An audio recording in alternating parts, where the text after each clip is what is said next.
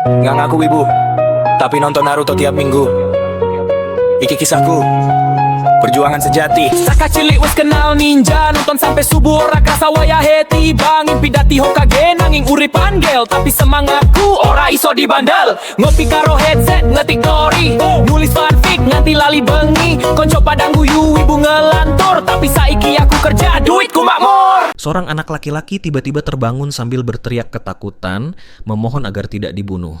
Namun bukannya berada dalam bahaya, dia justru mendapati dirinya berada di tempat yang sama sekali asing. Hal terakhir yang diingat Lin adalah saat dia sedang tertawa bersama teman-temannya dengan santai bersulang menggunakan gelas anggur. Salah satu temannya sempat mengejeknya, bertanya kenapa akhir-akhir ini dia begitu terobsesi dengan game The Great Jianghu.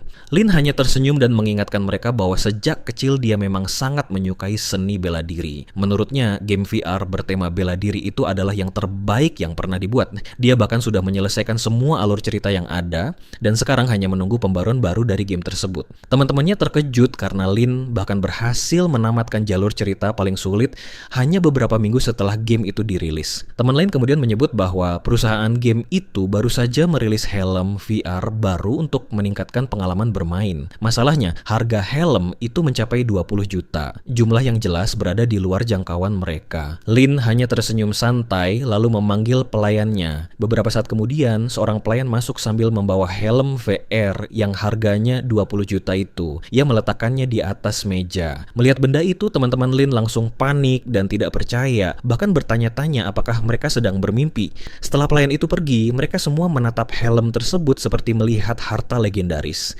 Hanya para gamer sejati yang bisa memahami tingkat kegembiraan seperti itu. Lin sendiri tahu dia bisa membelinya hanya karena keluarganya sangat kaya. Dua kakaknya melakukan segala cara untuk menjadi kepala keluarga berikutnya dan mewarisi seluruh kekayaan keluarga. Karena ibunya hanya seorang selir, Lin tahu dia sama sekali tidak punya peluang. Jadi dia sengaja bersikap seperti orang bodoh yang manja, berpesta di pantai dan hidup santai agar kedua kakaknya tidak pernah menganggapnya sebagai ancaman. Dia selalu mengatakan pada dirinya sendiri bahwa di dalam dunia VR bela diri, dia akhirnya bisa hidup bebas tanpa perlu memikirkan posisi dalam keluarga. Namun saat dia memakai helm VR itu, ada sesuatu yang terasa tidak beres. Teman-teman yang selama ini bersamanya akhirnya mengungkapkan kebenaran yang kejam. Jika dia benar-benar percaya bahwa kakak-kakaknya akan membiarkannya hidup, berarti dia terlalu naif. Ternyata ada bom yang disembunyikan di dalam perangkat itu. Demi uang, teman-temannya bekerja sama dengan kedua kakaknya dan membunuhnya seketika. Pada detik-detik terakhir hidupnya, anak itu akhirnya sadar bahwa mereka semua telah mengkhianatinya demi uang. Dia selama ini berpura-pura bodoh dan tidak berbahaya hanya agar bisa bertahan hidup. Jadi kenapa dia tetap berakhir mati? Apakah salah jika dia tidak memperebutkan posisi kepala keluarga? Tiba-tiba, ingatan asing membanjiri pikirannya.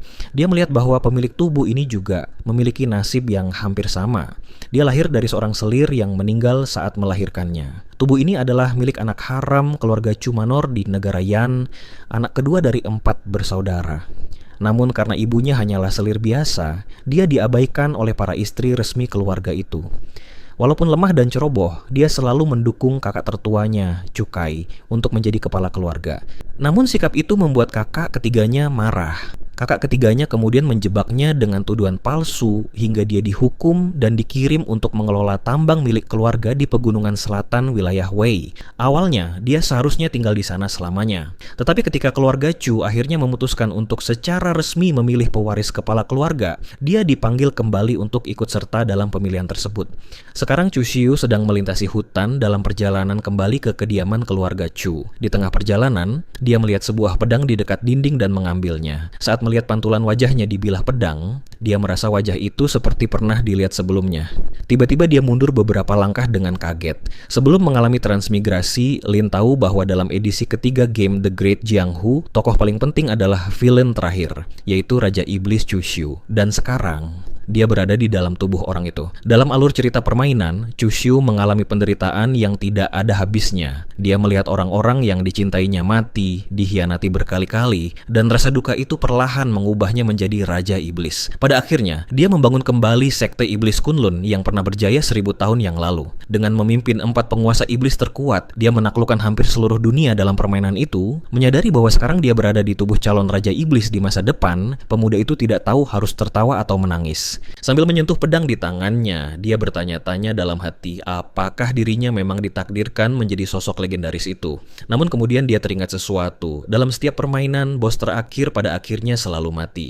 Menggenggam pedang itu dengan kuat, Chushu tersenyum tipis. Pemilik tubuh asli ini sebenarnya memiliki nasib yang sama dengannya. Keduanya lahir dari ibu yang meninggal saat melahirkan. Keduanya juga dipandang rendah oleh keluarga mereka sendiri. Dengan senyum dingin dan berbahaya, dia bergumam pelan bahwa di kehidupan sebelumnya dia tidak pernah melawan. Tapi kali ini, aku akan merebut semuanya. Posisi kepala keluarga, kekuasaan, dan siapapun yang menghalangi jalannya akan mati. Tiba-tiba seseorang masuk sambil memanggil, "Tuan muda." Itu adalah pelayan wanitanya yang tersenyum manis seolah wajah polosnya bisa menipu siapa saja.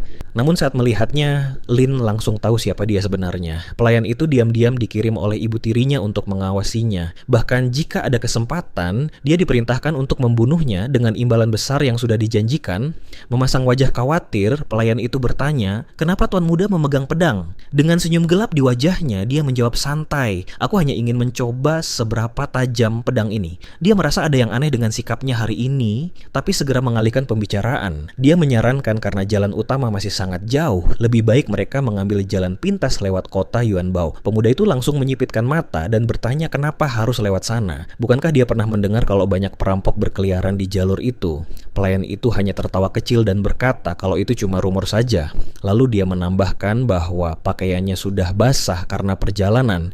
Jadi dia ingin berhenti sebentar di kota Yuanbao untuk mandi, supaya nanti dia bisa digabrut tuan mudanya dengan nyaman. Mendengar itu, Lin tiba-tiba melangkah mendekat dengan senyum licik dan berkata bahwa dia sebenarnya bisa melayaninya sekarang juga. Pelayan itu langsung membeku kaget. Dia sempat berpikir apakah dia sudah terlalu jauh mencoba merayunya. Namun tiba-tiba pemuda itu menarik pipinya dengan santai sambil berkata bahwa dia hanya bercanda. Meski begitu, nada santainya justru membuat pelayan itu semakin gugup. Lalu dia menekan pipinya lebih kuat sampai air mata mulai menggenang di mata gadis itu dan dia memohon agar dilepaskan.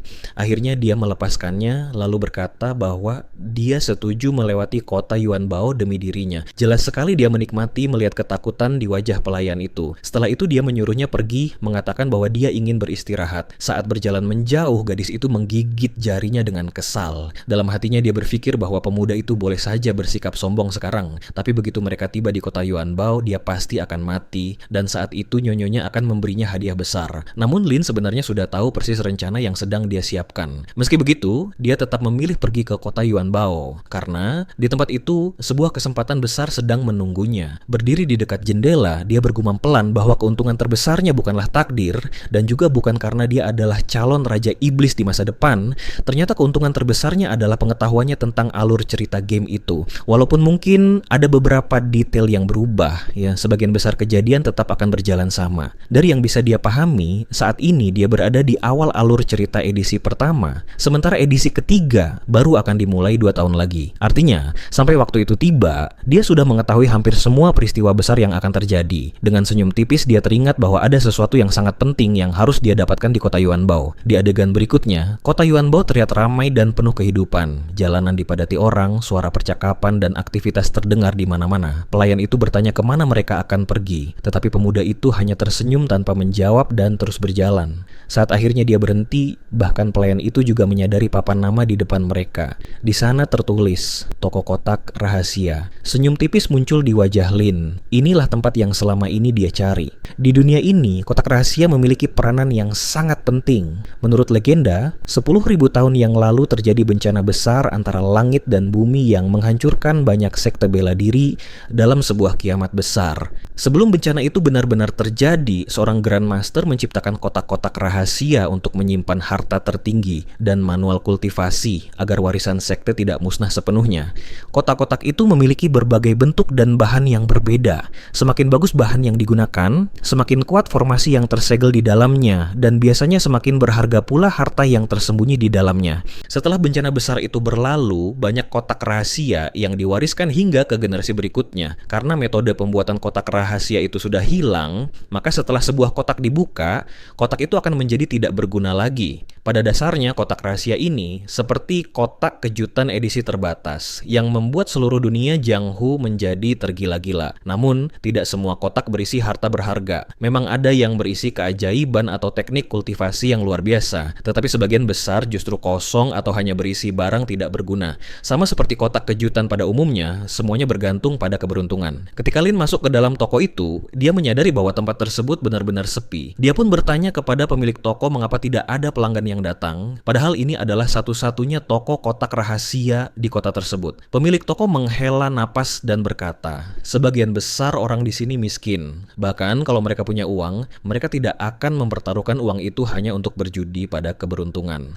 Namun saat dia melihat Lin dengan lebih teliti, dia langsung menyadari bahwa pemuda ini tampaknya berasal dari keluarga kaya. Nada bicaranya langsung berubah menjadi sangat sopan. Pemilik toko itu berkata bahwa harga kotak-kotak tersebut cukup wajar, karena semuanya ditemukan dari reruntuhan kuno. Lalu dia mempersilakan Lin melihat-lihat barang yang ada di toko. Saat pemuda itu mengamati rak-rak di dalam toko, dia teringat bahwa pemilik tubuh ini sejak kecil selalu diabaikan oleh keluarganya. Tanpa sumber daya kultivasi dan tanpa bimbingan dari seorang guru, dia tetap terjebak di tingkat kultivasi paling rendah, yaitu ranah penempaan tubuh. Pada tahap ini, seorang kultivator hanya memperkuat otot dan tulangnya. Sebagian besar praktisi bela diri tidak pernah berhasil melampaui tahap ini sepanjang hidup mereka.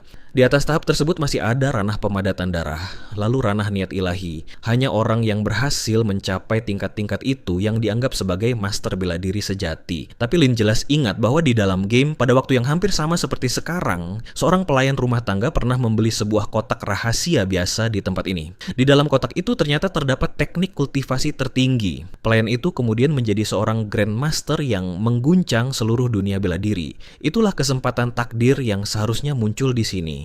Dan tepat pada waktunya, kesempatan itu benar-benar muncul. Seorang pelayan masuk ke toko dan berkata bahwa dia ingin membeli 2 kotak rahasia. Pemilik toko langsung menasihatinya agar tidak membuang-buang uang lagi, sambil mengingatkan bahwa dia adalah pelayan yang disukai oleh keluarga Lee. Pemilik toko berkata bahwa jika dia menabung emasnya dan terus menyenangkan tuannya, mungkin suatu hari dia bisa dipromosikan dari pelayan menjadi pedagang. Namun pelayan itu tetap menyerahkan emasnya dan berkata bahwa meskipun dia dipromosikan, dia tetap saja seorang pelayan. Dia berkata bahwa jika dia mendapatkan sesuatu yang luar biasa dari kotak rahasia, dia bisa bangkit dan melampaui mereka semua. Dia tidak ingin selamanya hidup sebagai pelayan. Pemilik toko akhirnya menerima emas itu, tetapi dia mendengus dengan nada meremehkan, lalu berkata agar pelayan itu tidak terlalu berharap. Menurutnya, mana mungkin seseorang mendapatkan teknik ilahi dengan mudah seperti itu. Tak lama kemudian, pemilik toko membawa 2 kotak rahasia yang berbeda. Pelayan itu langsung tersenyum penuh harap saat melihatnya. Namun sebelum tangannya sempat menyentuh salah satu kotak itu, Lin tiba-tiba mengambilnya lebih dulu. Dengan sikap tenang, dia lalu berkata bahwa dia akan membeli semua kotak rahasia yang ada di toko itu. Lin ingat dengan sangat jelas bahwa pelayan ini di masa depan akan menjadi penguasa wilayah. Semua karena apa yang dia temukan di tempat ini. Itu berarti salah satu dari kotak-kotak ini berisi teknik bela diri tertinggi. Pelayan itu langsung marah dan menuntut kotaknya dikembalikan, berkata bahwa dialah yang lebih dulu memilihnya. Lin menatapnya dengan dingin lalu berkata, "Bagaimana kalau aku menolak?" Dia kemudian menambahkan dengan santai bahwa mulai saat ini semua kotak di tempat ini adalah miliknya. Pelayan itu memprotes dengan marah. Dia berkata bahwa meskipun dia hanya seorang pelayan, dia tetap mewakili keluarga Lee, salah satu dari 3 keluarga besar di kota ini. Lin lalu dengan santai mengingatkan bahwa tadi dia sendiri bilang tidak suka melayani keluarga itu, tapi sekarang justru menggunakan nama keluarga Lee untuk mengancam orang lain. Dengan senyum licik, Lin bertanya apakah seorang pelayan biasa benar-benar berpikir bisa menekan dirinya dengan membawa nama keluarga Lee. Dia juga bertanya dengan nada dingin, apa pelayan itu sama sekali tidak punya rasa takut. Pada saat itu, para pengawal Lin langsung maju ke depan, tangan mereka sudah bertumpu di gagang pedang. Pemandangan itu langsung membuat pelayan tersebut terkejut, wajahnya menjadi pucat. Dia sadar bahwa dirinya hanya berada di tingkat body tempering realm, dan jelas tidak mungkin melawan mereka semua sekaligus. Dengan gugup, dia akhirnya berkata bahwa mungkin lebih baik mereka membicarakannya baik-baik seperti orang dewasa. Melihat dia mundur begitu cepat, Lin hanya berpikir dalam hati. Tidak heran kalau di cerita aslinya, setelah menjadi kuat, orang ini memilih jalan jahat dan melakukan banyak kejahatan. Tapi kali ini, dia tidak akan dapat kesempatan itu. Beberapa menit kemudian, para penjaga mulai membawa semua kotak rahasia itu ke dalam kereta milik Lin. Sementara pelayannya hanya bisa menatap dengan tidak percaya. Pelayan tadi gemetar karena malu. Rasanya seperti sesuatu yang sangat penting baru saja dirampas darinya. Saat dia melihat Lin pergi, dia menggertakkan giginya dan bersumpah dalam hati bahwa suatu hari nanti, apapun yang terjadi, dia akan membuat Lin membayar semuanya. Beberapa menit menit kemudian, terlihat Lin berada di sebuah kamar pribadi di penginapan. Mengingat cara mengaktifkannya dari game, dia menyayat jarinya, lalu meneteskan setetes darah ke salah satu kotak rahasia. Tiba-tiba kotak itu bereaksi. Cahaya ungu yang bersinar muncul dan menyelimuti kotak itu. Dengan suara retakan, kotak itu pun terbuka. Di dalamnya terdapat sebuah slip giok berwarna hijau. Saat dia memeriksa slip giok itu, Lin langsung sadar kalau itu adalah teknik kultivasi Daoist Pre-Heaven Power, transformasi keempat. Teknik ini melatih True QE, menahan penyakit, menyeimbangkan tubuh, memperkuat fondasi, dan membuat aliran chi sejati mengalir tanpa henti. Inilah tepatnya teknik yang membuat pelayan itu bisa bangkit menjadi orang kuat dalam cerita aslinya. Di dunia ini, teknik kultivasi biasa memiliki 9 transformasi. Yang pertama adalah yang paling lemah, dan yang ke-9 adalah yang paling kuat. 3 transformasi pertama hanyalah metode dasar yang biasanya digunakan oleh sekte-sekte kecil. 3 transformasi di tengah merupakan harta langka di dunia Jianghu, cukup kuat untuk mendirikan sebuah sekte besar. Sedangkan 3 transformasi terakhir hanya dikuasai oleh sekte-sekte besar dan sangat jarang ditemukan. Di atas transformasi ke-9 masih ada 2 tingkatan legendaris, yaitu Supreme dan Peerless. Namun bahkan jika dia memiliki teknik setingkat itu sekarang, dia tetap tidak akan mampu mempraktikannya. Tapi kekuatan Pre-Heaven ini berbeda. Teknik ini bisa membersihkan tubuh, membangun kembali fondasi seseorang, dan tidak memiliki batasan usia. Bagi seseorang seperti dirinya, teknik ini benar-benar sempurna. Sambil menggenggam slip giok itu dengan erat, Lin berpikir dalam hati bahwa dengan kekuatan Pre-Heaven ini, akhirnya dia akan memiliki fondasi yang kuat untuk bertahan dari konflik internal yang kejam di keluarga Chu. Lalu dia melirik kotak-kotak rahasia yang masih tersisa di dekatnya, dan senyum tipis mulai muncul di wajahnya. Jika satu kotak saja bisa berisi harta sebesar ini, entah apa lagi yang mungkin tersembunyi di dalam kotak-kotak lainnya. Sementara itu, pelayan tadi buru-buru kembali dan memberi salam hormat kepada tuannya. Pria itu bertanya apa yang membuatnya datang ke sini hari ini.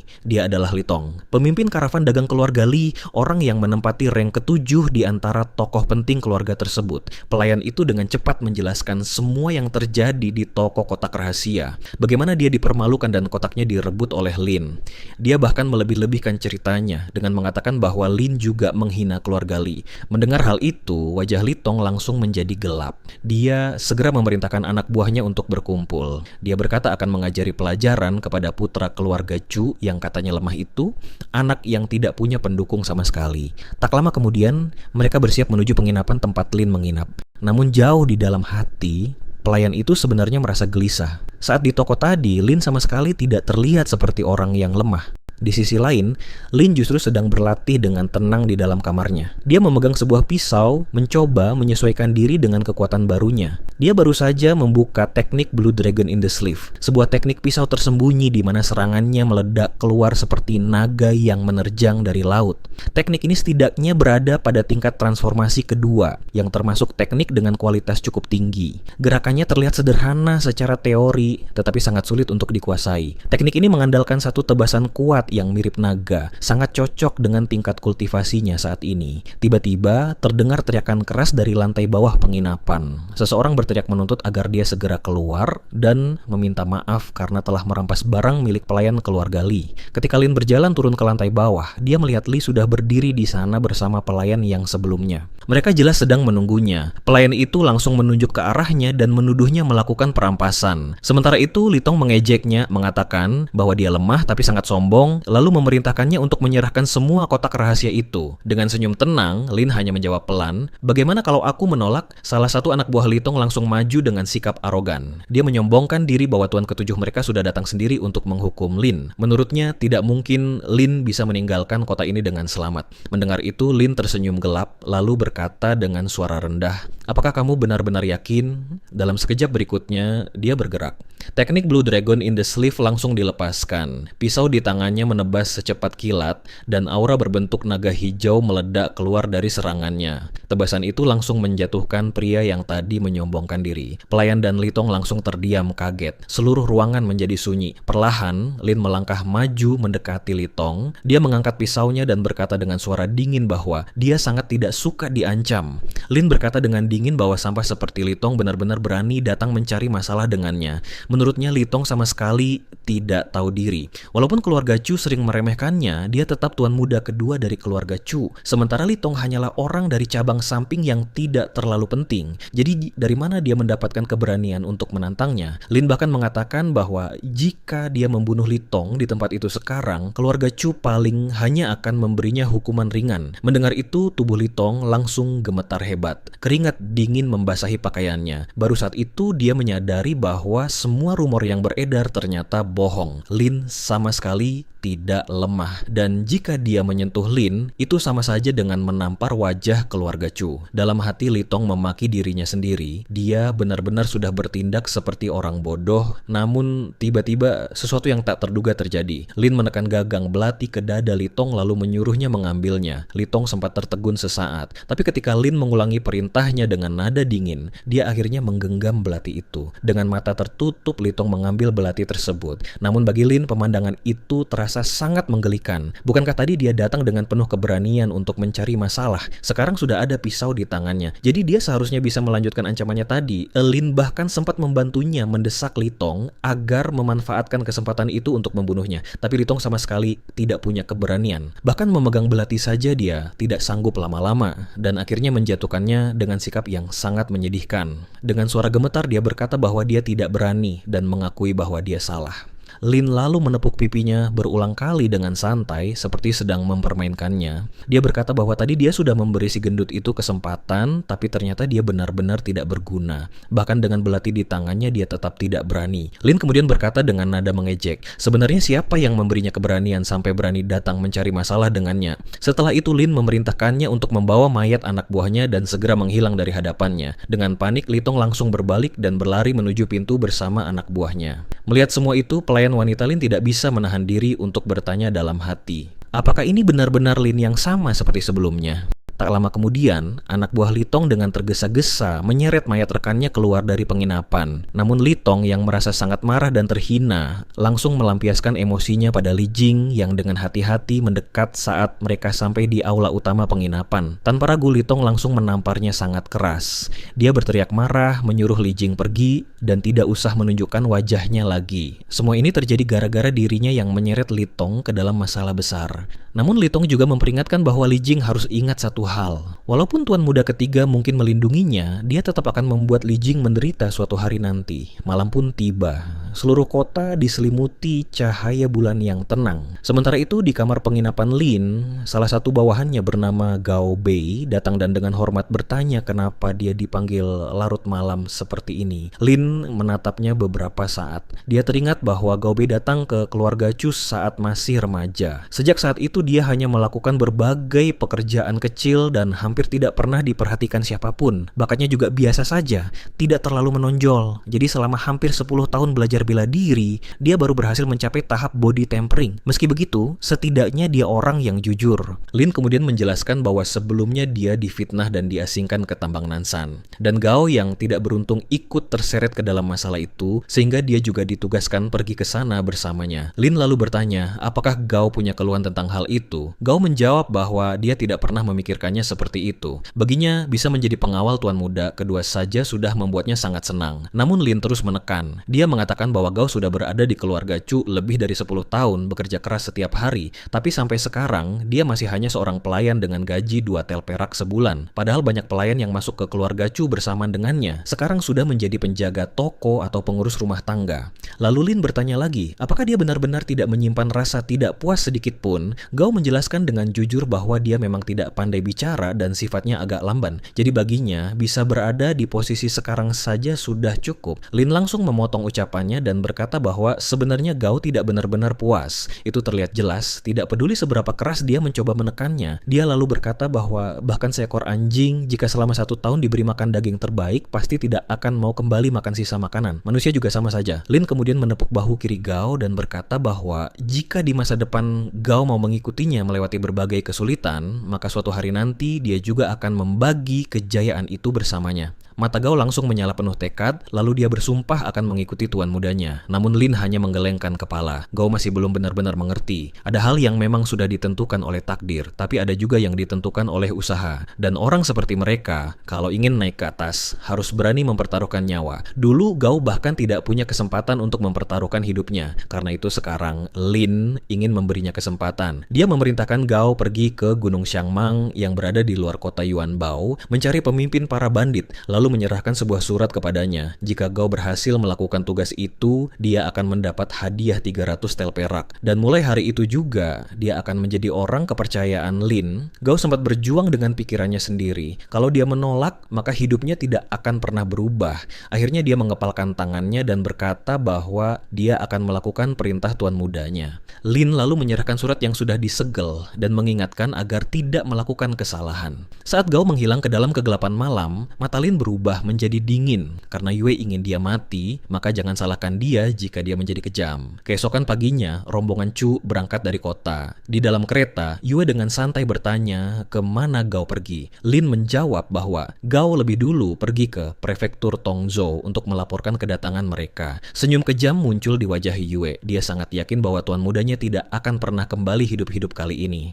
Tiba-tiba Lin mendekat dan tersenyum aneh sambil bertanya pada Yue, apakah menurutnya mereka akan bertemu bandit di jalan. Jantung Yue langsung berdegup kencang, tapi dia pura-pura waspada dan berkata agar tuan mudanya jangan mengatakan hal sial seperti itu. Lin hanya tertawa kecil. Langit bisa berubah tanpa peringatan dan bencana datang tanpa tanda.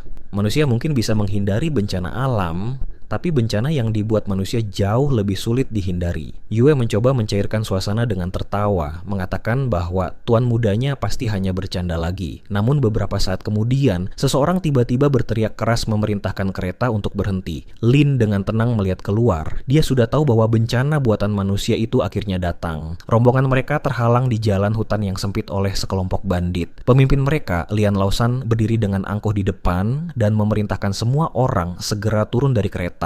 Lin turun dengan santai tanpa terburu-buru. Jika mereka menginginkan perak, dia memiliki ribuan tel. Lian mencibir dan menjawab bahwa nyawa Lin jauh lebih berharga. Lin hanya tersenyum tipis. Kalau nyawa bisa dibeli dengan uang dan seseorang sudah membayar untuk mengambil nyawanya, maka dia juga bisa membayar untuk membelinya kembali. Lian jelas tahu siapa dirinya. Jadi jika sekarang dia bersedia menyingkir, di masa depan dia bisa meminta perak sebanyak yang dia mau. Namun Lian memuji keberanian Lin. Dia berkata bahwa Lin memang seperti yang ada dalam rumor punya nyali. Tapi sayangnya, Lian Laosan adalah orang yang memegang janji, jadi Lin sebaiknya tidak membuat keadaan menjadi sulit. Sementara itu, Yue tersenyum puas. Meminta bantuan Lian Laosan memang keputusan yang tepat. Dengan orang seperti dia yang turun tangan, Lin pasti tidak akan selamat hari ini. Bagaimanapun, karena Lin tidak bisa membeli kembali nyawanya sendiri, maka dia hanya perlu membeli nyawa Lian Laosan saja.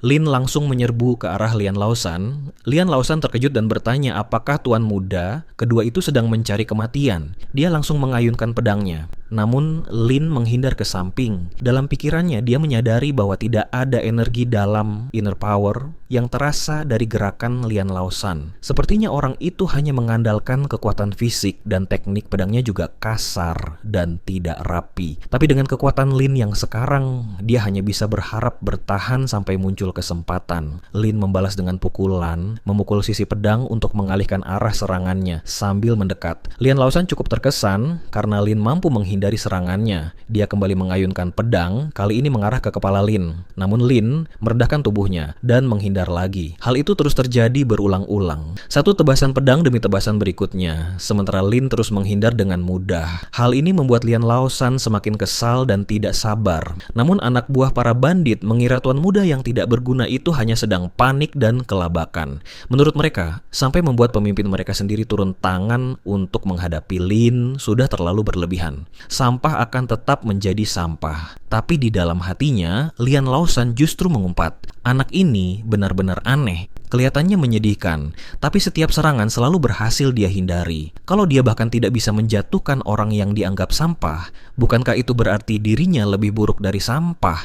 Lian Laosan akhirnya mengaum marah. Dia berkata bahwa bocah itu benar-benar membuatnya kesal. Kalau Lin punya nyali, seharusnya dia berhenti terus menghindar. Lin justru senang melihat Lian Laosan mulai kehilangan kesabaran. Ini adalah kesempatannya. Memanfaatkan celah kecil itu, dia langsung melaju ke depan dan menggunakan teknik Azure Dragon in the Sleeve. Serangan pertama membuat pipi kiri Lian Laosan tergores saat dia menghindar. Lalu dengan senyum licik, Lin melancarkan serangan berikutnya yang membuat luka besar di dadanya. Darah langsung menyembur seperti air mancur. Anak buah Lian Laosan langsung panik dan bertanya apakah dia baik-baik saja. Lian Laosan sendiri bahkan tidak mengerti bagaimana itu bisa terjadi. Kalau saja dia tidak sempat menghindar sedikit tadi, kemungkinan besar Lin sudah mengambil nyawanya. Sementara itu Lin dalam hati merasa sedikit sayang. Karena dia baru sebentar berlatih teknik Azure Dragon in the Sleeve, kekuatannya belum sepenuhnya keluar. Kalau saja Lin sudah lebih lama berlatih teknik Azure Dragon in the Sleeve, tadi Lian Laosan tidak mungkin bisa menghindari serangannya. Merasa terdesak, Lian Laosan langsung memerintahkan anak buahnya untuk menyerang bersama dan membunuh Lin, lalu membantai semua orang yang ada di sana. Sekelompok bandit itu pun langsung maju dengan senjata di tangan. Namun sebelum mereka benar-benar menyerang, tiba-tiba terdengar suara seseorang berkata, "Memangnya kalian sudah minta izin dariku sebelum memutuskan mau membunuh orang?" Para bandit langsung membeku karena terkejut. Ternyata sekelompok bandit lain muncul dan ikut masuk ke tempat itu. Pemimpin mereka bernama Makuo. Dia tertawa keras dan berkata bahwa dia mendengar ada pekerjaan besar di sini, dan dari yang dia lihat, kabar itu memang benar. Dia lalu berkata dengan santai, bagaimana kalau mereka ikut mengambil bagian dari keuntungan? Dari dalam kereta, Yuer melihat semua itu melalui jendela dan merasa bingung. Kenapa tiba-tiba muncul kelompok bandit lain? Apakah nyonya kedua juga mengirim orang tambahan? Sebelum dia sempat berpikir lebih jauh, anak buah Makuo sudah muncul dari jalan di depan dan maju dengan sikap agresif. Lin menyipitkan matanya. Dia bertanya dalam hati, apakah ini orang-orang yang dia minta datang? Begitu Lian Laosan mengenali Makuo, wajahnya langsung berubah drastis. Dia menggertakkan giginya lalu bertanya apa yang sedang dilakukan Makuo di wilayahnya. Apa sebenarnya yang dia inginkan? Makuo tertawa dingin dan berkata bahwa bukankah itu sudah jelas? Dia datang untuk membalas Lian Laosan karena sebelumnya Lian Laosan sering merebut bisnisnya. Bukan cuma sekali atau dua kali, tapi berkali-kali. Namun kali ini, Makuo berkata dia akan memastikan Lian Laosan langsung dikirim menemui Raja Neraka. Tanpa membuang waktu, Makuo langsung menyerang. Pedangnya melesat di udara secepat kilat. Lian Laosan buru-buru mengangkat pedangnya untuk menahan serangan itu, tapi tidak ada gunanya. Dalam sekejap berikutnya, pedangnya terpental ke udara, dan sebuah luka dalam muncul di lengannya. Darah langsung menyembur saat dia mundur dengan kaget. Dia menatap tangannya yang terluka. Wajahnya berubah pucat. Ini benar-benar nasib buruk. Dia juga bukan orang bodoh. Dia tahu bahwa orang bijak tidak akan bertarung ketika peluangnya tidak menguntungkan. Dia langsung menyuruh anak buahnya lari, dan dia sendiri juga berbalik untuk kabur. Namun semuanya sudah terlambat. Makuo tersenyum seperti setan. Sebelum Lian sempat melarikan diri, pedangnya sudah menebasnya tanpa ampun. Tubuh Lian terbelah menjadi dua, lalu jatuh tak bernyawa ke tanah. Melihat itu, anak buah Lian langsung panik dan berlari ketakutan. Namun Makuo dengan dingin memerintahkan anak buahnya mengejar dan membunuh mereka semua. Sementara itu, Lin berdiri diam di belakang, memperhatikan semuanya. Dilihat dari gerakan pria berwajah kuning itu, jelas dia sangat berbeda dari Lian. Orang ini tampaknya bukan berasal dari latar belakang biasa. Dia adalah petarung sejati, seorang ahli bela diri, dengan latar belakang aliran yang ortodoks. Lin lalu melangkah maju dan dengan sopan mengucapkan terima kasih kepada Makuo. Makuo menoleh sedikit sambil tersenyum, lalu bertanya apakah Lin tidak takut dia akan mengkhianatinya. Sebelum Lin sempat menjawab, Gao tiba-tiba berlari mendekat. Dia memperkenalkan Makuo sebagai pemimpin Gunung Shanming, orang yang sebelumnya diperintahkan Lin untuk dia cari. Lin memuji Makuo sebagai orang yang pintar. Karena setelah menerima surat itu, Makuo pasti tahu bahwa membunuh Lin paling hanya akan memberinya beberapa ribu tael perak. Namun jika dia menolak membunuhnya, maka dia bisa mendapatkan biji logam olahan yang dijanjikan Lin di dalam surat itu. Dengan itu dia bisa mengganti semua senjata buruk yang selama ini digunakan anak buahnya, yang hanya terbuat dari tembaga murah dan besi yang sudah rusak. Makuo langsung terdiam. Jelas sekali pilihan ini tidak sulit baginya. Lin lalu menatap mayat Lian di tanah. Dalam hatinya dia berpikir bahwa nyonya kedua benar-benar kejam. Dia bahkan tidak menunjukkan belas kasihan sedikit pun kepada anak tidak sah seperti dirinya, yang sebenarnya hampir tidak punya peluang untuk mewarisi posisi kepala keluarga.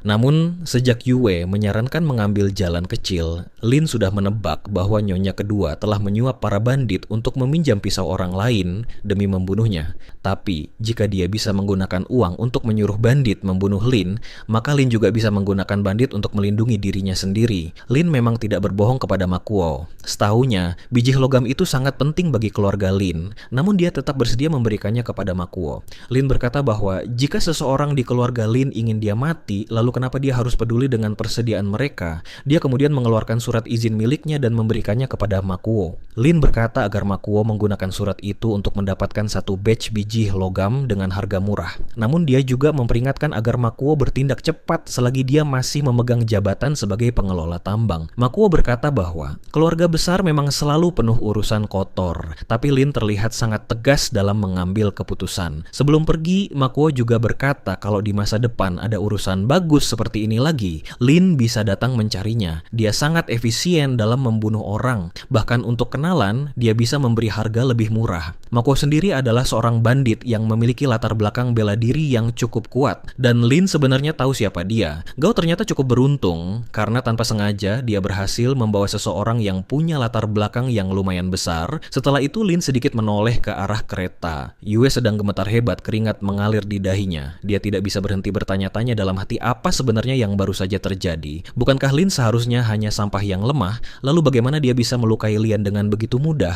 Dan juga kelompok bandit kedua yang muncul untuk membantu Lin tadi, sebenarnya siapa mereka? Tak lama kemudian, Lin masuk ke dalam kereta. Yue langsung berpura-pura, terlihat kasihan dan bertanya apakah semua bandit sudah berhasil diusir. Lin tertawa kecil lalu menjawab bahwa semuanya sudah selesai. Namun dalam hatinya dia tahu bahwa Yue masih terus berpura-pura. Dia lalu mendekat sedikit, tersenyum tipis, dan berkata dengan nada tenang bahwa dia masih hidup. Jadi, apakah dia merasa kecewa? Yue langsung gagap dan berkata bahwa tuan mudanya seharusnya tidak bercanda seperti itu. Lagi pula, bandit sudah diusir. Jadi kenapa dia harus merasa kecewa? Tiba-tiba Lin langsung mencengkeram lehernya. Suaranya berubah dingin seperti es saat dia bertanya apakah dia benar-benar menganggapnya bodoh. Dia menyuruh Yue mengatakan semua yang dia tahu, kalau tidak dia akan langsung membunuhnya. Yue sudah kesulitan bernapas, wajahnya mulai berubah ungu. Dengan suara terbata-bata dia berkata bahwa dia akan bicara. Dia lalu mengaku bahwa ibu kedua Lin menghabiskan 10.000 tel perak untuk menyewa para bandit. 10.000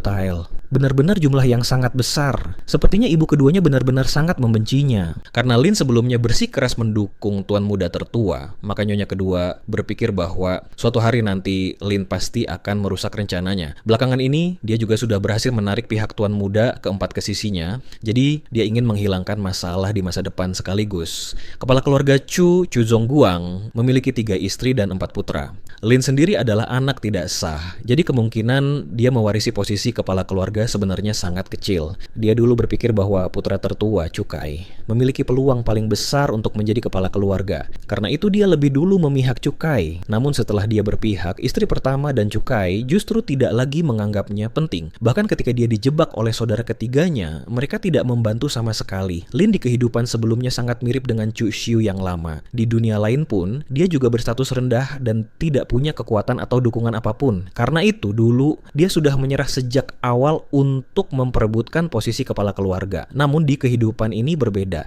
Sekarang dia sudah menjadi Lin dan juga mengetahui alur cerita dengan jelas. Jadi dia harus bertarung untuk mendapatkan posisi pewaris keluarga Chu. Dengan semua sumber daya yang dimiliki keluarga Chu, setidaknya kultivasinya bisa berkembang jauh lebih cepat. Lin lalu bertanya kepada Yue apakah ada bukti bahwa nyonya kedua bersekongkol dengan para bandit. Yue menjawab bahwa nyonya kedua mengirim orang kepercayaannya langsung untuk menemui para bandit. Para bandit hanya menerima uang dan melakukan pekerjaan mereka tanpa banyak bertanya. Jadi tidak ada bukti yang tertinggal. Tiba-tiba Yue memegang kaki Lin, memohon dengan panik. Dia berkata bahwa dia sudah mengatakan semuanya, jadi tuan mudanya seharusnya mengampuni nyawanya. Lin berkata, padanya tidak perlu khawatir, karena dia tidak membunuh wanita. Yue langsung merasa sangat lega. Baru beberapa saat sebelumnya dia hampir mati ketakutan. Namun tiba-tiba Lin mematahkan lehernya dengan satu gerakan cepat. Dia berkata dengan dingin bahwa tadi dia hanya berbohong. Dan wanita itu benar-benar mempercayainya. Betapa naifnya. Padahal dia masih berani menjadi mata-mata untuk orang lain.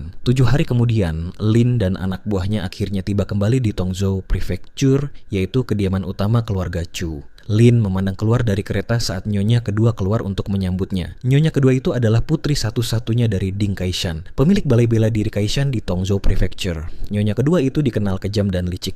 Lebih dari 20 tahun yang lalu, Chu Zongguang menetap di Tongzhou Prefecture karena pernikahannya dengan wanita itu. Lin lalu menyapanya dengan senyum penuh hormat, bahkan berkata bahwa sudah setahun dia tidak bertemu, tapi nyonya kedua terlihat semakin muda dan cantik. Walaupun wajah nyonya kedua tetap tenang tanpa ekspresi, di dalam hatinya dia sebenarnya sebenarnya sangat kesal karena Lin bisa kembali dalam keadaan hidup. Dia tidak bisa menahan diri untuk berpikir apakah Yue gagal membunuh Lin. Dia kemudian bertanya, di mana pelayan wanita Lin? Lin menjawab dengan nada seolah-olah tidak berdaya bahwa tubuh Yue terlalu lemah dan dia secara tidak sengaja sudah menggabrutnya sampai mati. Dia bahkan meminta dengan santai agar nyonya kedua memberinya pelayan baru yang semok dan kuat. Mendengar bahwa Yue sudah mati, nyonya kedua tidak bisa memastikan apakah Lin sudah mengetahui rencananya untuk membunuhnya. Selain itu, Lin yang sekarang terasa seperti orang yang berbeda. Karena setahun yang lalu dia tidak mungkin berani berbicara seperti ini. Bagaimanapun juga, karena dia sudah kembali, nyonya kedua menyuruhnya masuk ke dalam rumah. Ayahnya dan anggota keluarga lainnya sudah menunggunya. Di dalam aula besar keluarga Chu yang mewah, Lin dengan hormat memberi salam kepada semua orang yang ada di aula. Di kursi utama duduk ayahnya, Chu Zongguang. Dia perlahan mengangkat kepalanya lalu berkata dengan nada tenang bahwa Lin akhirnya kembali. Chu Zongguang adalah kepala keluarga Chu yang membangun semuanya dari awal. Dengan hanya beberapa puluh orang, selama lebih dari 20 tahun dia berhasil menjadikan keluarga Chu salah satu dari 3 keluarga besar di Tongzhou Prefecture. Bahkan mereka berhasil melampaui keluarga Li yang sudah menetap di sana lebih dari 100 tahun. Kekuatan Chu Zongguang sudah berada di ranah Xiantian. Dia telah melewati tahap body tempering dan blood condensation, di mana qi, darah, esensi, dan tulang dalam tubuh telah menyatu menjadi satu. Itulah sebabnya walaupun usianya sudah melewati 50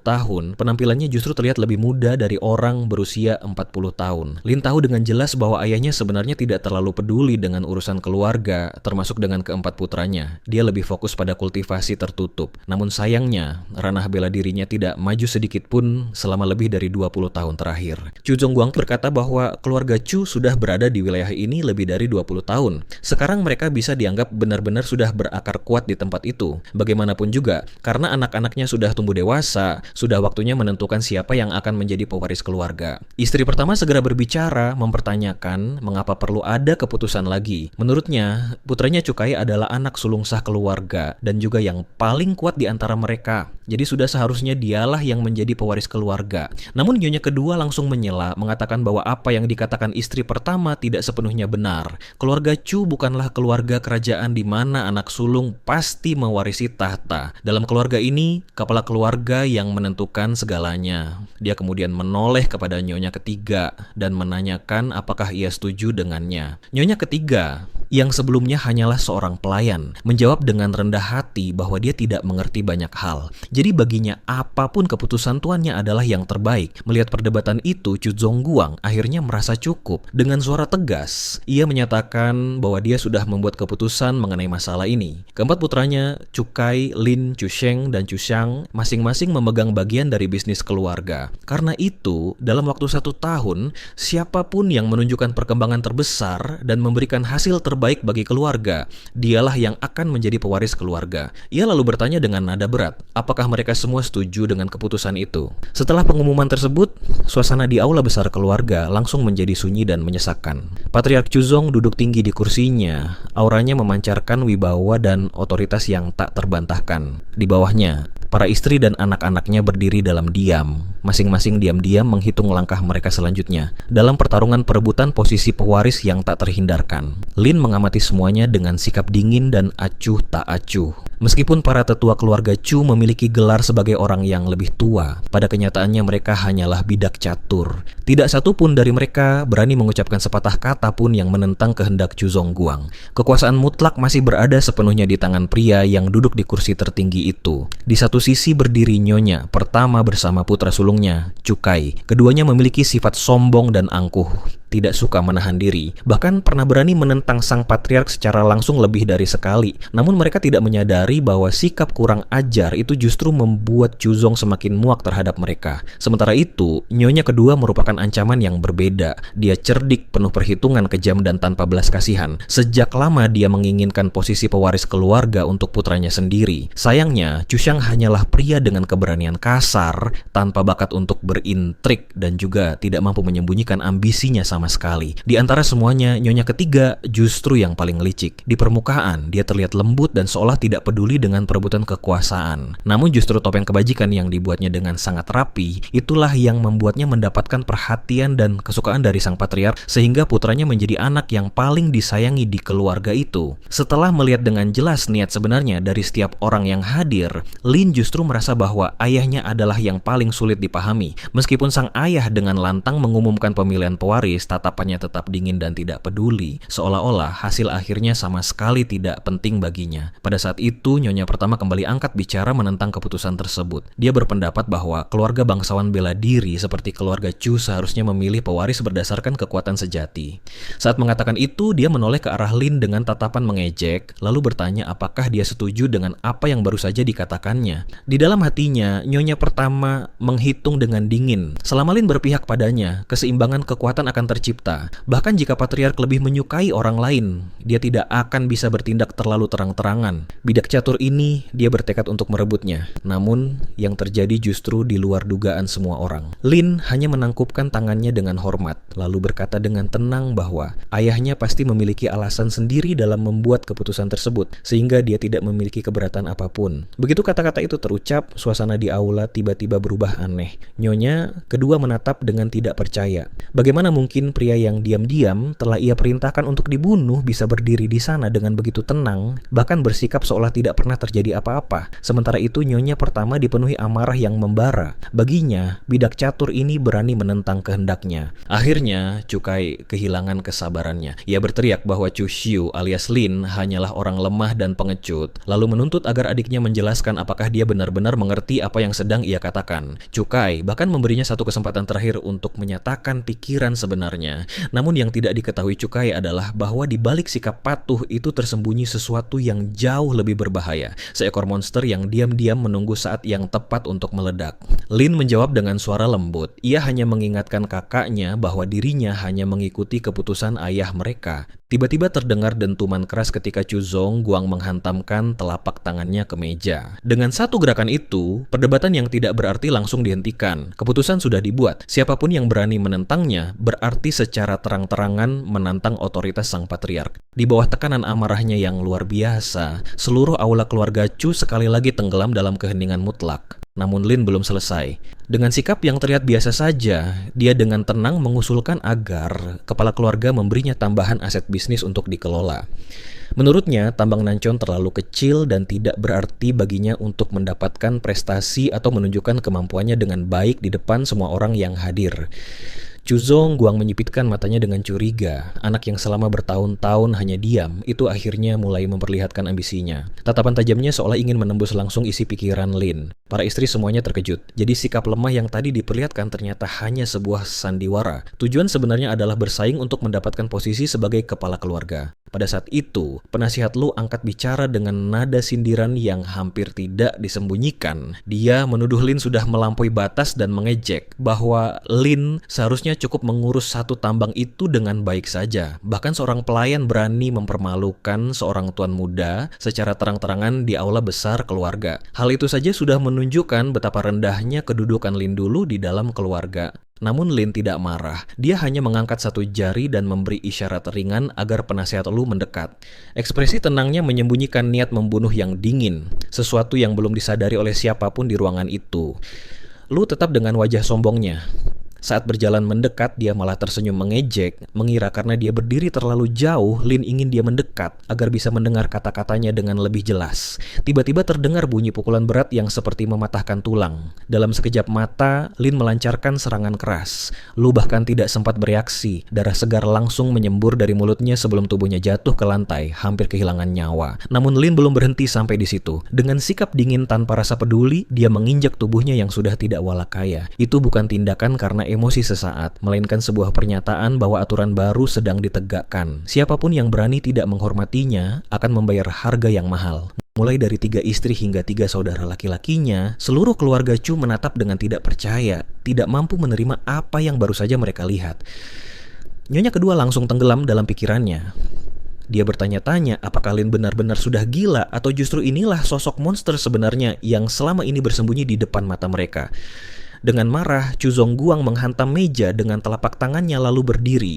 Amarahnya meledak seperti badai besar saat dia berteriak menuntut penjelasan, menanyakan apa sebenarnya yang sedang dilakukan Lin. Berani melakukan kekerasan kejam seperti itu di depannya dan di hadapan begitu banyak anggota senior keluarga.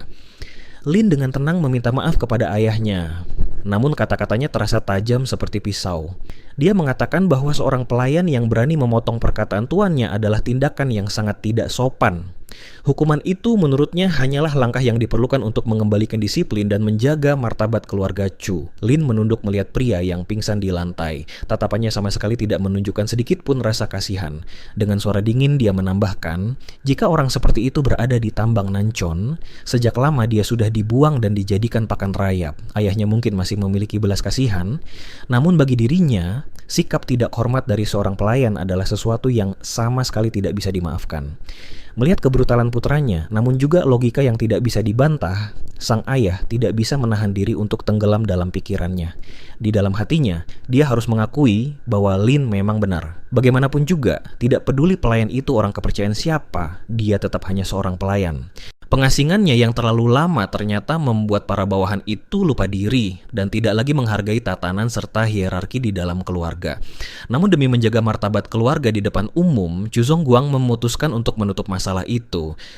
Dia mengingatkan putranya bahwa ini adalah kediaman keluarga Chu, bukan tambang Nancon. Dia juga memerintahkan agar Lin didenda 3 bulan uang tunjangannya untuk membayar biaya pengobatan kepala pelayan itu. Hukuman ringan yang sebenarnya hanya bersifat simbolis sebagai peringatan. Lin menundukkan kepala dan dengan tenang menerima perintah itu, tetapi dia tidak berhenti sampai di situ. Dengan sikap tenang yang terhitung, dia mengajukan sebuah pertanyaan tajam kepada ayahnya. Apakah dia benar-benar diharapkan menjaga tambang terpencil itu selamanya? Jika memang begitu, lalu apa arti pertemuan besar untuk memilih penerus keluarga ini baginya? Chu Zongguang terdiam. Dia mengelus dagunya sambil berpikir. Meskipun sejak awal dia tidak pernah berniat menjadikan Lin sebagai kepala keluarga, berdiri di depan seluruh anggota keluarga membuatnya sadar bahwa dia tidak bisa memperlakukan seorang anak yang baru saja menunjukkan kemampuan menakutkan seperti itu dengan ketidakadilan yang terang-terangan. Istri pertama sudah tidak bisa lagi menyembunyikan kegelisahannya. Dengan nada tajam dia menuduh Lin sengaja menyerang seseorang di aula besar sebagai bentuk tantangan langsung terhadap kewibawaan kepala keluarga. Dia bersikeras bahwa masalah ini tidak bisa begitu saja diabaikan. Namun Zongguang sebenarnya sudah membuat keputusannya. Dia menjawab dengan keras, menanyakan apakah dia mengharapkan Lin membayar dengan nyawanya hanya demi seorang kepala pelayan. Lalu dia menyatakan bahwa setelah kafilah dagang dari kerajaan Yin kembali, seluruh wewenang pengelolaannya akan diserahkan kepada Lin. Lin merapatkan kedua tangannya sebagai tanda hormat dan berterima kasih kepada ayahnya. Di sudut bibirnya muncul senyum tipis yang penuh arti. Dia telah mencapai tujuan pertama dari rencananya, yaitu merebut kembali kedudukannya dan memperluas pengaruhnya di dalam keluarga Chu. Di dalam hatinya, Lin mengejek kebodohan nyonya pertama dan putranya, Chu Kai. Terlahir di keluarga besar tetapi tidak mampu mengendalikan emosi. Mereka selalu memilih untuk berhadapan langsung dengan Zongguang. Baginya, seorang pria yang sudah jauh lebih tua namun masih sibuk bersaing dengan saudara-saudaranya yang lebih muda untuk posisi pewaris hanyalah orang tidak berguna. Pertemuan keluarga itu akhirnya berakhir dalam suasana yang menekan. Dengan satu lambaian tangan, Zongguang membubarkan semua orang lalu keluar dari aula besar. Nyonya kedua tidak bisa berhenti memandang punggung Lin yang semakin menjauh. Selama ini dia selalu mengira musuh terbesarnya hanyalah nyonya pertama dan putranya. Tidak pernah terbayangkan olehnya bahwa anak yang dulu dianggap tidak berguna dari selir yang sudah meninggal, bahkan lupa bahwa dia sendiri juga seorang selir, kini justru memiliki ambisi dan wibawa yang begitu menakutkan. Adegan kemudian berpindah ke kediaman pribadi nyonya kedua, sebuah kompleks mewah yang diselimuti keheningan. Di dalamnya, Chu Xiang tidak bisa menyembunyikan kepanikannya. Dengan cemas, dia bertanya kepada ibunya, mengapa pembunuh yang dia kirim gagal, dan bagaimana mungkin Lin bisa selamat lalu kembali hidup-hidup. Nyonya kedua dengan pahit mengakui bahwa dia sudah ceroboh. Dia tidak pernah menyangka bahwa hanya dalam waktu 1 tahun di tambang Nancon, Lin akan mengalami perubahan yang begitu besar. Namun dia segera menenangkan putranya. Menurutnya, keluarga Chu tidak mungkin membiarkan orang yang dianggap gila, seseorang yang berani menyerang orang lain di depan kepala keluarga seperti Lin, untuk mewarisi kepemimpinan keluarga. Lalu dia mengungkap kartu andalannya. Para pengelola dalam kafilah dagang yang ditugaskan kepada Lin sebenarnya adalah orang-orangnya. Mereka akan memastikan Lin merasakan kegagalan yang benar-benar menyakitkan. Senyum kejam muncul di wajahnya. Dengan jumlah uang besar yang telah dia keluarkan untuk membeli kesetiaan mereka, dia yakin bahwa meskipun Lin memegang jabatan pengawas tambang, dia akan segera menyadari bahwa dia tidak bisa memerintah satu orang pun. Sementara itu, Lin membawa Gaobe langsung menuju pavilion obat milik klan, sumber paling penting dari sumber daya kultivasi bagi para keturunan keluarga Chu. Di sepanjang jalan, Gaobe menyampaikan kekhawatirannya. Dia bertanya apakah orang-orang di pavilion itu benar-benar akan menyerahkan sumber daya kultivasi yang selama ini sudah lama dimonopoli oleh tuan muda tertua. Lin menjawab dengan sikap acuh bahwa aturan lama itu harus berubah mulai hari ini. Saat memasuki pavilion obat, pengurus gemuk bernama Su menyambut mereka dengan keramahan yang dibuat-buat. Dengan sopan santun yang terdengar mengejek, dia menyebut Lin sebagai tamu terhormat, berkata bahwa tuan muda kedua belum pernah datang ke pavilion ini sebelumnya, lalu bertanya urusan penting apa yang membawanya ke sana hari ini. Gaobe langsung menuntut agar dia menyerahkan semua sumber daya kultivasi yang seharusnya menjadi bagian Lin selama 1 tahun terakhir. Mendengar itu, ekspresi Stuart Su langsung berubah. Dia tertawa dengan nada meremehkan dan berkata bahwa tuan muda kedua pasti sedang bercanda. Menurutnya, sumber daya milik Lin selama ini selalu diambil oleh tuan muda tertua atas namanya. Jadi, untuk apa sekarang datang menagihnya? Rasa meremehkannya begitu jelas, sampai dia tidak berusaha menyembunyikannya sama sekali. Tatapan Lin langsung menjadi dingin. Dengan suara keras dia bertanya, siapa yang memberinya izin untuk menyerahkan sumber dayanya kepada orang lain? Baik dirinya maupun ayahnya tidak pernah memberi perintah seperti itu. Namun pengurus gemuk itu tetap keras kepala. Dia malah semakin memancing emosi dan menyuruh Lin membicarakan masalah itu langsung dengan tuan muda tertua. Bagus sekali, kata Lin dengan pelan.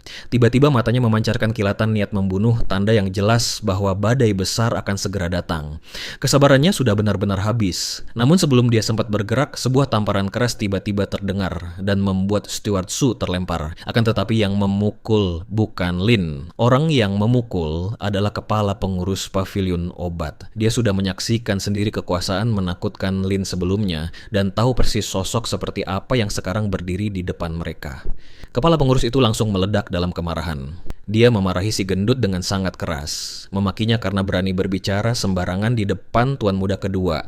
Dia bertanya apakah orang itu masih mengerti perbedaan antara atasan dan bawahan. Si gendut hanya bisa mengerang kesakitan. Dia tidak mengerti mengapa atasannya tiba-tiba bereaksi sekeras itu. Dia mencoba membuka mulut untuk menjelaskan dirinya, tetapi kepala pengurus langsung berteriak menyuruhnya diam. Tampaknya kepala pengurus senior itu sangat ingin mendapatkan pengampunan dari tuan muda kedua. Dia langsung berbalik menghadap Lin dan mengubah nada bicaranya. Dengan sikap sangat hormat dia memohon agar Lin bersedia berlapang dada terhadap orang bodoh yang tidak tahu diri itu. Dia memastikan bahwa semua sumber daya kultivasi sebenarnya sudah disimpan dengan baik. Dia bahkan menambahkan bahwa dia sendiri telah menyiapkan 1 botol pil kondensasi darah kualitas terbaik sebagai bentuk kompensasi. Lin menerima hal itu. Jawabannya singkat dan tegas. Tidak akan ada kesempatan kedua. Baru setelah melihat Lin dan Gaobe benar-benar pergi, kepala pengurus pavilion obat itu akhirnya berani bernapas lega. Tekanan yang muncul dari kehadiran tuan muda kedua tadi terasa sangat menekan. Bahkan orang berpengalaman seperti dirinya sampai berkeringat dingin. Akhirnya sosok menakutkan itu pergi. Pengurus gemuk masih berdiri dalam keadaan terkejut sambil memegangi pipinya yang terasa panas. Dengan nada kesal dia bertanya mengapa kepala pengurus memukulnya begitu keras, tetapi justru memperlakukan tuan muda yang selama ini dianggap tidak berguna itu dengan penuh hormat. Kepala pengurus menjawab dengan dingin bahwa itu semua justru demi kebaikan. Kalau tidak, kemungkinan besar dia sudah mati. Lalu dia mengungkapkan kenyataan yang baru saja terjadi. Beberapa saat sebelumnya, Lin telah memukuli Stuart Low, salah satu orang kepercayaan nyonya pertama, hampir sampai mati tepat di tengah aula besar keluarga. Mendengar bahwa bahkan Stuart Low hampir dipukuli sampai mati, tubuh pengurus gemuk itu langsung gemetar hebat. Wajahnya menjadi pucat tanpa warna. Kepala pengurus kemudian memberikan peringatan keras. Mulai hari ini dan seterusnya, dia harus memperlakukan tuan muda kedua dengan rasa hormat yang lebih besar dibandingkan tuan muda lainnya di kediaman keluarga itu. Ada satu hal yang harus dia ingat baik-baik seumur hidupnya. Lin sudah bukan lagi tuan muda kedua yang lemah dan tidak berguna seperti dulu. Sementara itu Lin berjalan pergi dengan langkah mantap dan penuh keyakinan. Senyum tipis yang penuh arti masih terlihat di sudut bibirnya, sementara rasa takut dan hormat mengikuti dirinya kemanapun dia pergi. Dengan sumber daya kultivasi yang sudah berhasil direbut kembali dan kewibawaannya yang kini sudah ditegakkan dengan kuat, keseimbangan kekuatan di dalam keluarga Chu secara resmi mulai condong sepenuhnya mengikuti kehendaknya. Adegan kemudian berpindah ke kediaman pribadi milik Lin yang terlihat agak terbengkalai karena sudah lama ditinggalkan. Di dalam rumah itu, Gaobe memberitahu tuan mudanya bahwa tadi dia terlihat sangat berwibawa. Bahkan kepala pengurus pavilion obat bersikap sangat sopan kepadanya. Lin menjawab bahwa itu bukan sekadar kesopanan. Itu adalah rasa hormat yang disertai rasa takut dan kagum.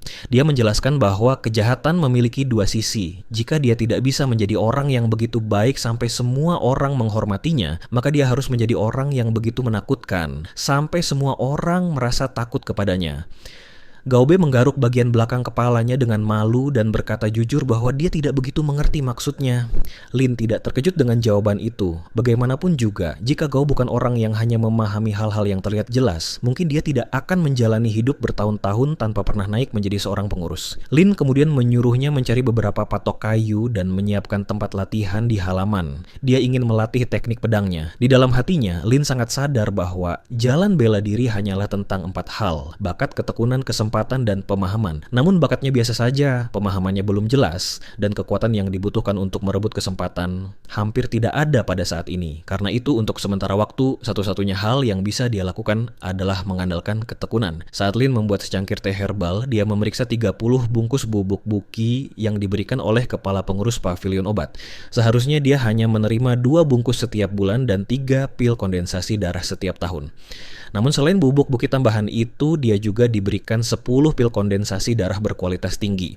Dari situ terlihat bahwa kepala pengurus itu memang tahu bagaimana cara menangani situasi. Setelah menyesap tehnya, Lin menjelaskan bahwa bubuk buki sebenarnya cukup mudah diracik. Bubuk itu dapat memulihkan qi dan memperkuat tubuh sehingga membantu proses kultivasi. Selain itu, bubuk ini juga sangat cocok digunakan untuk melatih teknik Centian Gong. Setelah itu Lin mulai melakukan kultivasi tertutup hingga keesokan harinya. Dia tahu bahwa metode kultivasi Dao bersifat seimbang dan tenang. Semakin lama seseorang berkultivasi, semakin melimpah pula energi yang dimilikinya. Dalam hal ini, metode tersebut jauh melampaui banyak teknik kultivasi lainnya. Setelah semalam berkultivasi, meridian ajaib di tubuhnya mulai bekerja dengan sendirinya, dan 8 pembuluh energinya semuanya sudah terhubung. Tubuhnya sendiri memang sudah memiliki dasar Centian Gong Chuk Siu, jadi hasil yang didapatkan tidaklah buruk. Langkah berikutnya adalah melatih teknik pedangnya. Di halaman rumah, Gao sudah menyiapkan tempat latihan sesuai dengan perintahnya. Saat Lin menilai kondisinya dengan hati-hati, dia menyadari bahwa teknik Azure Dragon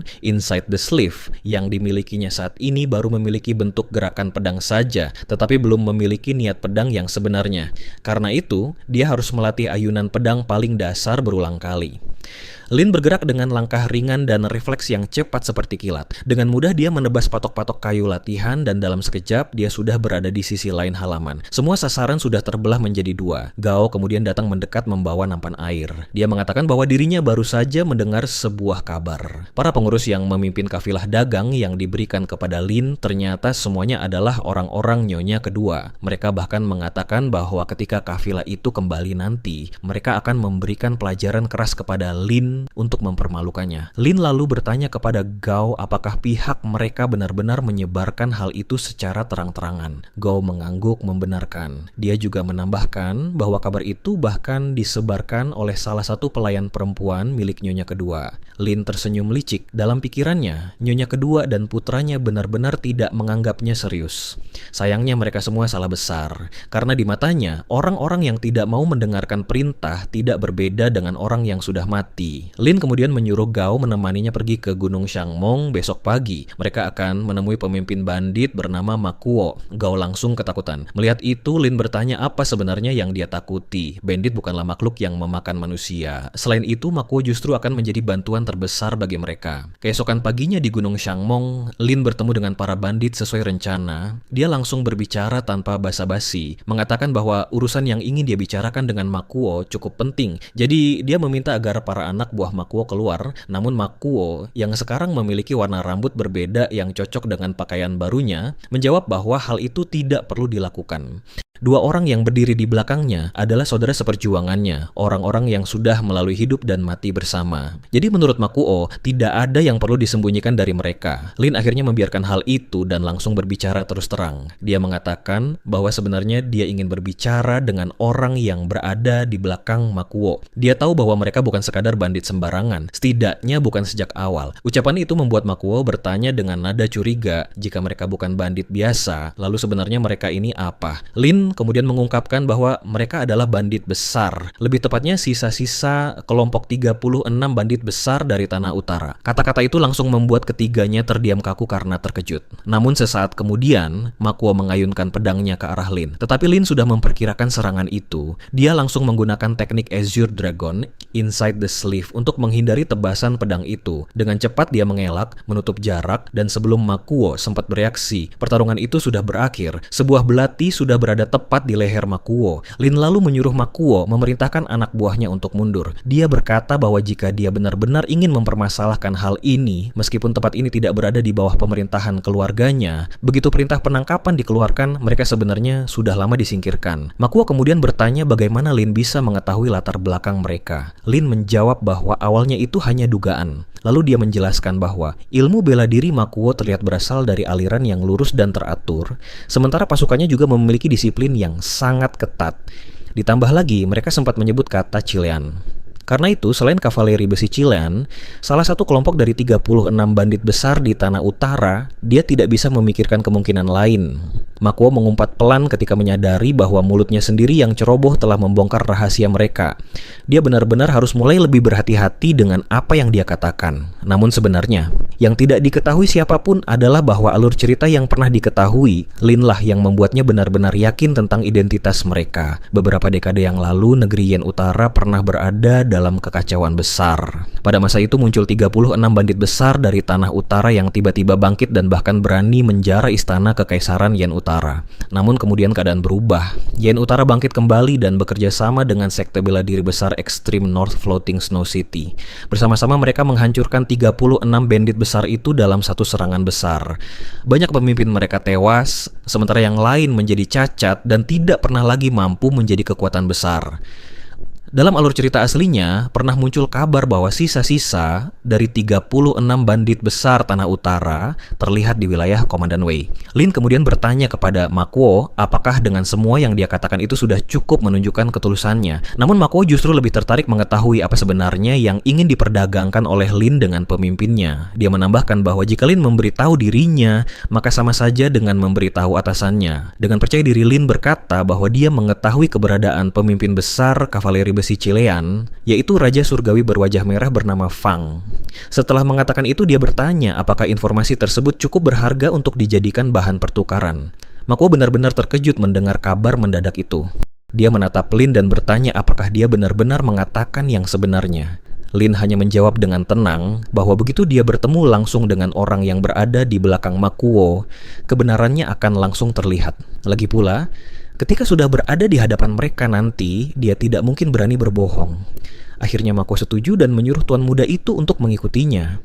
Pemimpin mereka berada di Gunung Xiangmong bagian utara, dan untuk sampai ke sana membutuhkan waktu beberapa hari perjalanan. 5 hari kemudian, mereka akhirnya tiba di Gunung Xiangmong bagian utara.